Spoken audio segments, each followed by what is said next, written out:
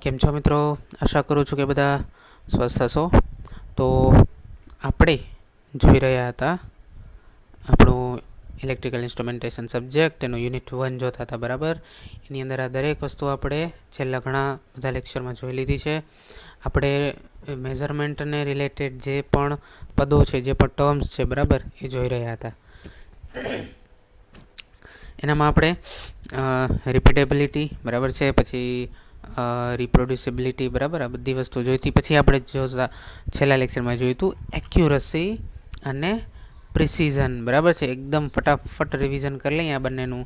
તો એક્યુરસી જે છે એ કઈ બે વસ્તુ વચ્ચેની નજીકતા બતાવે છે, ક્લોઝનેસ, બરાબર છે. કઈ બે ક્વોન્ટિટીની વચ્ચેની નજીકતા અથવા તો ક્લોઝનેસ બતાવે છે, તો કે ટ્રુ વેલ્યુ અને મેઝર્ડ વેલ્યુ. એક્ઝેક્ટલી, બરાબર. ટ્રુ વેલ્યુ અને મેઝર્ડ વેલ્યુ એટલે કે જે સર્કિટમાં જે ખરેખર ક્વોન્ટિટી છે એ, અને મીટરે આપણને જે માપીને બતાવી છે એ ક્વોન્ટિટી, બરાબર. એટલે કે ટ્રુ વેલ્યુ અને મેઝર્ડ વેલ્યુ, આ બે વચ્ચેની જે નજીકતા છે, જે ક્લોઝનેસ છે, એ શું છે?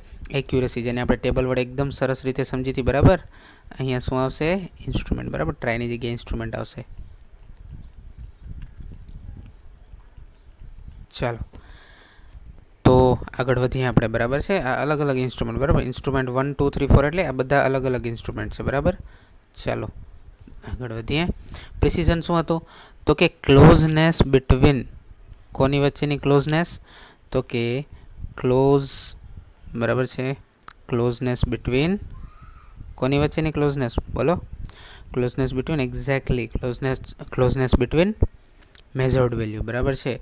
જે મેઝર્ડ વેલ્યુ છે, અલગ અલગ જે મેઝર્ડ વેલ્યુ છે, બરાબર, એક જ ઇન્સ્ટ્રુમેન્ટ માટે, બરાબર. આ ઇન્સ્ટ્રુમેન્ટ 1, આ 2, આ 3, બરાબર છે. તો અલગ અલગ ઇન્સ્ટ્રુમેન્ટ, બરાબર છે, આપણે લીધે છે. તો ક્લોઝનેસ બિટવીન, કોની વચ્ચેની ક્લોઝનેસ? તો કે મેઝર્ડ વેલ્યુ, બરાબર છે. મેઝર્ડ વેલ્યુ વચ્ચેની જે ક્લોઝનેસ છે, જે નજીકતા છે, જેમ કે જો આ પહેલું ઇન્સ્ટ્રુમેન્ટ છે તો એની એક્યુરસી ભલે સારી નથી, બરાબર, કારણ કે ઇનપુટ 100 વોલ્ટ છે અને આઉટપુટ તમને 60 વોલ્ટની નજીક મળે છે. તો એક્યુરસી સારી નથી, પણ એનું પ્રિસિઝન હાઈ છે. શા માટે? કારણ કે જે અલગ અલગ ટ્રાય કરીને જે મેં મેઝર્ડ વેલ્યુ મેળવી છે, બરાબર, આઉટપુટ એટલે મેઝર્ડ વેલ્યુ, તો એ એકબીજાની એકદમ નજીક છે, બરાબર. તો અહીંયા પ્રિસિઝન હાઈ છે. અહીંયા જુઓ, અહીંયા જો એક ટ્રાયની અંદર તો મને એક્યુરસી 100% મળે છે, બરાબર, કે જે ઇનપુટ છે એટલે કે જે ટ્રુ વેલ્યુ છે એ જ શું છે, એટલે કે એટલી જ મને શું મળે છે? Measured value. એટલે અહીંયા એક્યુરસી તો હાઈ છે એક ટ્રાય માટે, પણ એની તમે એક્યુરસી ભલે હાઈ હોય પણ એનું પ્રિસિઝન જોશો તો એ લો છે. શા માટે?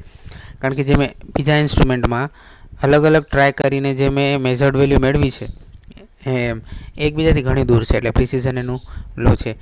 પછી આ ત્રીજું ઇન્સ્ટ્રુમેન્ટ છે, તો કે એની એક્યુરસી અને પ્રિસિઝન બંને હાઈ છે. હવે આવે છે થ્રેશોલ્ડ, બરાબર છે. થ્રેશોલ્ડ એટલે શું? તો કે સમજી લો કોઈ એક ઇન્સ્ટ્રુમેન્ટ છે, બરાબર છે. હવે તમે એને ઇનપુટ આપ્યું. હવે તમે ઇનપુટ જે છે ને એ વધારતા જાવશો, બરાબર. એટલે તમે એક ઇન્સ્ટ્રુમેન્ટ લીધું, એને તમે એક સર્કિટમાં જોડ્યું. સર્કિટની અંદર જે સમજી લો કે તમારે કરંટ માપવો છે, તો તમે કરંટ જે છે એ સર્કિટની અંદરનો કરંટ તમે વધારતા ગયા, પણ તમે જુઓ એમ છો કે આઉટપુટ એટલે કે મીટરનો જે પોઇન્ટર છે એ આગળ વધતો જ નથી, 0 0 ઉપર જ પડ્યો છે. તમે ઇનપુટ વધાર્યા કરો છો, હજી પણ નથી આઉટપુટ જે છે મળતું તમને. હવે તમે હજી થોડુંક વધાર્યું ને એટલે તમને દેખાણું, અચ્છા, તો પોઇન્ટર જે છે 0થી થોડોક આગળ વધે છે, બરાબર છે. તો સમજી લો કે તમે જે છે તમારી સર્કિટ જે છે, બરાબર, અહીંયા CKT લખું છું, બરાબર, સર્કિટ, અને અહીંયા શું છે? ઇન્સ્ટ્રુમેન્ટ, બરાબર. બરાબર. તો સર્કિટની અંદર તમે 0 છે તો ઇન્સ્ટ્રુમેન્ટ ઓબ્વિયસલી કંઈ જ નહીં બતાડે, બરાબર. 0 માટે 0 જ હોય. જો અહીંયા વ્યવસ્થિત લખું છું, બરાબર. સર્કિટની અંદર જે તમારી વેલ્યુ છે એ, અને ઇન્સ્ટ્રુમેન્ટ, બરાબર, ઇન્સ્ટ્રુમેન્ટ માટે જે વેલ્યુ જે છે એ. ચાલો, સર્કિટની અંદર 0 છે તો ઇન્સ્ટ્રુમેન્ટમાં પણ 0 છે, પણ સર્કિટની અંદર તમે વેલ્યુ 1 એમ્પિયર કરીને તો પણ ઇન્સ્ટ્રુમેન્ટમાં 0 બતાડે છે. હજી વધાર્યું તો પણ ઇન્સ્ટ્રુમેન્ટ 0 બતાડે છે. હવે વધાર્યું ને ત્યારે તમને ઇન્સ્ટ્રુમેન્ટ જે છે એ કંઈક વેલ્યુ આપે છે, બરાબર છે, એ કંઈ પણ વેલ્યુ હોઈ શકે, બરાબર, જરૂરી નથી કે 3ની 3 જ હોય, એ 1 પણ હોઈ શકે, બરાબર છે. તો આ જે 0 થી 2 જે એમ્પિયર જે છે, બરાબર, જે સર્કિટની અંદર છે, બરાબર, તો એના માટે ઇન્સ્ટ્રુમેન્ટ 0 વેલ્યુ આપે છે. એનો અર્થ એ છે કે smallest value of input for which instrument starts giving output, એટલે કે થ્રેશોલ્ડ એટલે શું, તો કે એ વેલ્યુ, બરાબર, જો અહીંયા આઉટપુટમાં અહીંયા આલેખમાં મેં બતાડી છે, આલેખ કોના વર્સિસ કોના છે, આઉટપુટ વિરુદ્ધ ઇનપુટનો જે છે આલેખ છે. હવે જો અહીંયા શું છે, તો કે થ્રેશોલ્ડ એટલે કઈ વેલ્યુ, તો કે ઇનપુટની એ મિનિમમ, બરાબર, સર્કિટ જે છે એ આપણે ઇનપુટ તરીકે લીધી છે, બરાબર, અહીંયા, અને ઇન્સ્ટ્રુમેન્ટ જે છે આપણે આઉટપુટ બતાડે છે, બરાબર. તો જુઓ, તો કહેવાનો અર્થ એ છે કે ઇનપુટની એ મિનિમમ વેલ્યુ કે જેના માટે આપણને આઉટપુટ મળે છે, તો ઇનપુટની એ મિનિમમ વેલ્યુ કઈ છે કે એ 3 છે, કે જેના માટે આપણને કંઈક આઉટપુટ મળે છે, ભલે એ જુદું હોય, બરાબર, ઇનપુટ કરતાં ભલે એ જુદું હોઈ શકે, બરાબર છે, પણ મહત્ત્વની વાત એ છે કે એ મિનિમમ ઇનપુટ કયું છે કે જેના માટે મને આઉટપુટ મળવાનું શરૂ થાય છે. એટલે કે જુઓ, તમે અહીંયા જે છે ઇનપુટ વધાર્યું, બરાબર, શરૂઆતમાં 0 છે, પછી અહીંયા શું છે 1, પછી અહીંયા 2, પછી અહીંયા શું છે 3, બરાબર. તો પહેલે તમે 1 સુધી વધાર્યું, પછી તમે 2 ઉપર ગયા, પછી 3 ઉપર ગયા, પછી હવે તમે વધારો છો ને તો તમને કંઈક આઉટપુટ જો મળે છે, બરાબર, પછી તમને કંઈક આઉટપુટ મળે છે. સમજી લો કે આ 4 છે, પછી અહીંયા જે છે આ 5 એમ્પિયર, બરાબર, ઇનપુટ આપણે એમ્પિયરમાં જ વાત શરૂ કરી હતી એટલે એમ્પિયરમાં જ વાત કરું છું, બરાબર. તો એના માટે તમને કંઈક અહીંયા મળે છે, બરાબર, આ 4 માટે. તો કહેવાનો અર્થ એ છે, બરાબર છે, કે થ્રેશોલ્ડ એટલે શું, તો કે ઇનપુટની એ મિનિમમ વેલ્યુ કે જેના માટે તમને આઉટપુટ મળવાનું શરૂ થાય છે, બરાબર છે. શરૂઆતમાં તમને આ 2 એમ્પિયર સુધી અથવા તો 3 એમ્પિયરથી થોડુંક ઓછું તમે કહી શકો, બરાબર, કે 3 એમ્પિયરથી ઓછી વેલ્યુના કરંટ માટે તમને આઉટપુટ શું કામ નથી મળતો, તો એના કારણો આપણે આગળ જોશું કે શા માટે આ ડેડ ઝોન રચાય છે, બરાબર. ડેડ ઝોન એટલે શું, ડેડ ઝોન એટલે શું, તો કે જ્યાં સુધી ઇનપુટમાં વધારો કરવા છતાં પણ તમને આઉટપુટ ન મળતું હોય તો એ ઝોન જે છે શું કહેવાય, ડેડ ઝોન. ફરીથી બોલું છું, સાંભળજો, બરાબર, કે એ વિસ્તાર, બરાબર, એ વિસ્તાર, ઝોન એટલે વિસ્તાર થાય, બરાબર, ગુજરાતી આપણે કરો તો વિસ્તાર થાય. તો કે ઇનપુટના વધારાની સાથે આઉટપુટમાં તમને કંઈ જ વધારો ન દેખાય, બરાબર. ઇનપુટમાં તો તમે વધારો કર્યા રાખો છો પણ આઉટપુટ જે છે 0નું 0 છે, તો એ ઝોનને શું કહેવાય છે, ડેડ ઝોન, બરાબર. એ ઝોનને શું કહેવાય છે, ડેડ ઝોન. તો ડેડ ઝોન શાના કારણે રચાય છે તો આપણે આગળ જોશું, બરાબર. તો થ્રેશોલ્ડનું તમને સમજાઈ ગયું, થ્રેશોલ્ડ સમજાઈ ગયું. તો કે સ્મોલેસ્ટ વેલ્યુ ઓફ ઇનપુટ એટલે કે ઇનપુટની એ મિનિમમ વેલ્યુ, જેમ કે અહીંયા તમને 3 જે છે એમ્પિયર એ આપણે અહીંયા ઉદાહરણ તરીકે જોઈતી, તો એ 3 એમ્પિયર પછીના દરેક તમને ઇનપુટમાં વધારા સાથે તમને યોગ્ય આઉટપુટ મળી રહેશે, બરાબર.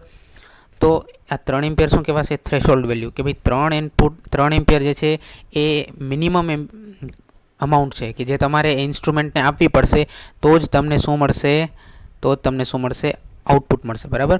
તો 3 એમ્પિયરથી ઓછી આપશો તો શું થશે, તો કે ઇનપુટ શું રહેશે, 0નું 0 જ રહેશે, બરાબર. 3 એમ્પિયરથી વધારે આપશો તો તમને કંઈક આઉટપુટ મળશે, બરાબર. તો હંમેશા યાદ રાખજો, થ્રેશોલ્ડ એટલે શું, સ્મોલેસ્ટ વેલ્યુ ઓફ ઇનપુટ, એટલે કે ઇનપુટની નાનામાં નાની વેલ્યુ કે જેના માટે તમને આઉટપુટ મળવાનું શરૂ થાય છે, બરાબર છે. હવે આવે છે રેઝોલ્યુશન, બરાબર. તો અહીંયા કન્ફ્યુઝ નથી થવાનું, આપણે રેઝોલ્યુશન સમજીએ. જો આ શું છે, પહેલાં તો રેઝોલ્યુશનની વ્યાખ્યા શું છે જોઈએ. Smallest value of input that can be measured by instrument, એટલે કે ઇનપુટ જે છે, બરાબર, એનામાં તમે ઓછા ઇનપુટની અંદર તમે સમજી લો વધારો કરો છો, બરાબર. ઇનપુટ જે છે 0થી તમે વધારતા જાઓ છો, તો ઇનપુટમાં થતો નાનામાં નાનો કયો વધારો તમારા ઇન્સ્ટ્રુમેન્ટ વડે જે છે એ માપી શકાય છે, સમજાય છે. ઇનપુટમાં થતો કેટલો નાનામાં નાનો વધારો તમારા ઇન્સ્ટ્રુમેન્ટ વડે માપી શકાય છે એ જે છે રેઝોલ્યુશન બતાડે છે. હવે જો કેવી રીતે સમજો, જો સમજી લો કે હું આ એમીટર છે, બરાબર. એમીટર આપણા માટે બહુ એકદમ સારામાં સારું ઉદાહરણ છે. આ અહીંયા રેઝોલ્યુશન જો મેં એવી રીતના કાઉન્સ કરીને લખેલું છે કે અહીંયા રેઝોલ્યુશન કેટલું છે, તો કે રેઝોલ્યુશન જે છે ને એ 1 એમ્પિયરનું છે. સમજી લો આ બધું જે છે એમ્પિયરની અંદર જ વેલ્યુ છે, 1 એમ્પિયરનું રેઝોલ્યુશન કેવી રીતે મેં કીધું તો કે ઇનપુટની અંદર સમજો કે તમે 1 એમ્પિયરનો વધારો કરો છો એટલે 0 થી તમારું આ પોઈન્ટર ક્યાં ખસશે 1 ઉપર, વચ્ચે ક્યાંય નહીં જાય, બરાબર, વચ્ચે ક્યાંય નહીં જાય. ફરી પાછો 1 એમ્પિયરનો વધારો કર્યો તો ક્યાં જશે 2 એમ્પિયર ઉપર. પણ જો તમે 0.5 એમ્પિયરનો વધારો કર્યો તો શું અહીંયા ક્યાંક વચ્ચે જશે? એટલે જઈ શકે છે પણ તમે એને માપી નહીં શકો, બરાબર. તમે એક્ઝેક્ટ નહીં કહી શકો કે આ 2.5 જ છે, 2.3 પણ હોઈ શકે, 2.6 પણ હોઈ શકે, બરાબર. તો એ એક્ઝેક્ટ નહીં કહી શકો આની વચ્ચે, બરાબર. નો ડાઉટ પોઈન્ટર આગળ ખસશે પણ તમે એક્ઝેક્ટ નહીં કહી શકો, બરાબર. તો 0.5 જે છે વધારશો તો તમે એમ સમજો કે 2 ઉપર જ રહેશે. 2.7 સુધી પણ વધારશો તોય સમજો કે અહીંયા જ રહેશે. પછી જ્યારે પૂરેપૂરા 1 એમ્પિયરનો વધારો થશે ત્યારે જે છે એ આગળ વધશે, બરાબર છે, 3 ઉપર જશે. ફરી પાછું 1 એમ્પિયરનો વધારો. તો કહેવાનો અર્થ એ છે કે આ એમીટર એવું છે કે જે 1 એમ્પિયરનો વધારો જે છે એ માપી શકે છે, બરાબર છે. એટલે કે ઇનપુટની અંદર જો મિનિમમ 1 એમ્પિયરનો વધારો થાય તો એ માપી શકે. હવે જરૂરી નથી કે દર વખતે 1 એમ્પિયરનો થાય, ક્યારેક 2 એમ્પિયરનો પણ એકસાથે થઈ જાય, 0 થી સીધું 2 ઉપર, ક્યારેક 3 એમ્પિયરનો થાય, 2 થી સીધું 5 ઉપર, બરાબર. તો આ મિનિમમની વાત છે, સ્મોલેસ્ટની વાત છે કે ઇનપુટમાં તમારો મિનિમમ કેટલો વધારો થાય છે જે તમારા ઇન્સ્ટ્રુમેન્ટ વડે માપી શકાય છે, બરાબર. તો એ રેઝોલ્યુશન કહેવાય, બરાબર.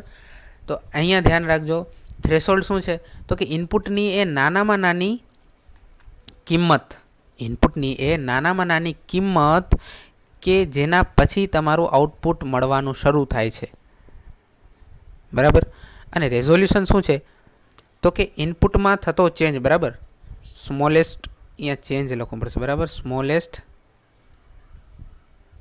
ચેન્જ ઇન ઇનપુટ, બરાબર. સ્મોલેસ્ટ ચેન્જ ઇન ઇનપુટ એટલે કે ઇનપુટની અંદર તમે જે નાનામાં નાનો વધારો કરો છો અને એ ઇન્સ્ટ્રુમેન્ટ માપે છે એ રેઝોલ્યુશન છે, બરાબર. તમે સમજી લો અહીંયા મેં કીધું કે 1 એમ્પિયરનું રેઝોલ્યુશન છે. તમે 0.5નું અહીંયા જો એ વધારો કરશો ને તો આ ઇન્સ્ટ્રુમેન્ટ એ નહીં માપી શકે, બરાબર. ધ્યાન રાખજો, 1 એમ્પિયરથી તમે જો નાનો વધારો કરશો તો એ જે છે એ આ ઇન્સ્ટ્રુમેન્ટ વડે નહીં માપી શકાય, બરાબર. સમજાય છે? તો આ વસ્તુ છે, બરાબર. અહીંયા ચેન્જની વાત છે, બરાબર.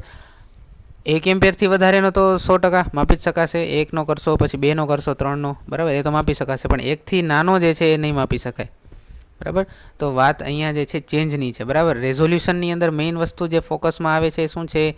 Smallest change in input that can be measured, એટલે કે ઇનપુટમાં થતો નાનામાં નાનો ફેરફાર કે જે માપી શકાય છે, બરાબર, એ રેઝોલ્યુશન છે.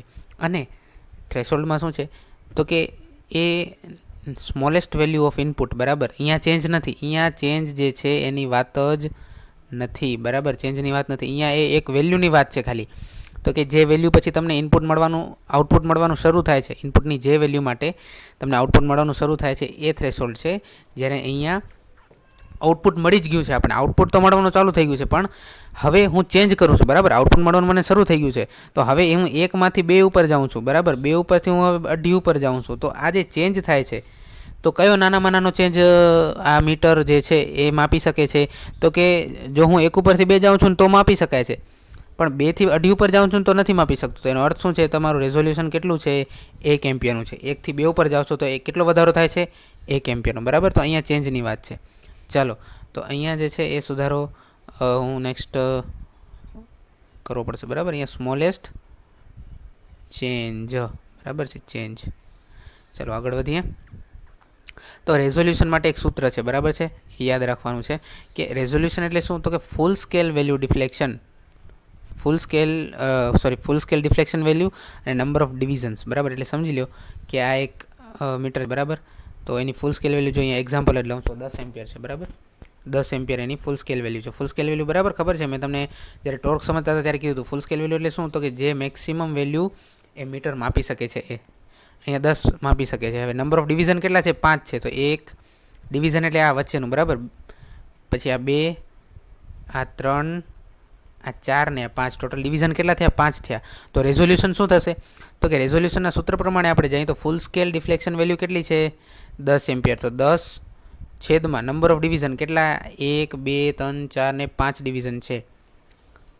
તો શું થશે? 10 ભાગ્યા 5 એટલે 2 એમ્પિયર. એનો અર્થ શું છે? તો કે આ જે મીટર છે એ 2 મીટરનો 2 એમ્પિયરનો આ મીટર જે છે બરાબર, એમીટર એ 2 એમ્પિયરનો જો ઇનપુટમાં વધારો તમે કરશો ને તો જ માપી શકશે બરાબર. બાકી જો તમે 1 એમ્પિયરનો કરશો તો એ નહીં માપી શકે. એટલે જો સમજો અહીંયા 0 છે બરાબર, અહીંયા તો શું અહીંયા 1 હું લખી શકીશ? ના, અહીંયા 1 હું નહીં લખી શકું, કારણ કે અહીંયા જે રેઝોલ્યુશન 2 એમ્પિયરનું છે. એનો અર્થ શું થયો? તો કે 2 એમ્પિયરનો જ મિનિમમ ચેન્જ બરાબર, 2 એમ્પિયરનો મિનિમમ ચેન્જ જે છે એ માપી શકાય છે બરાબર.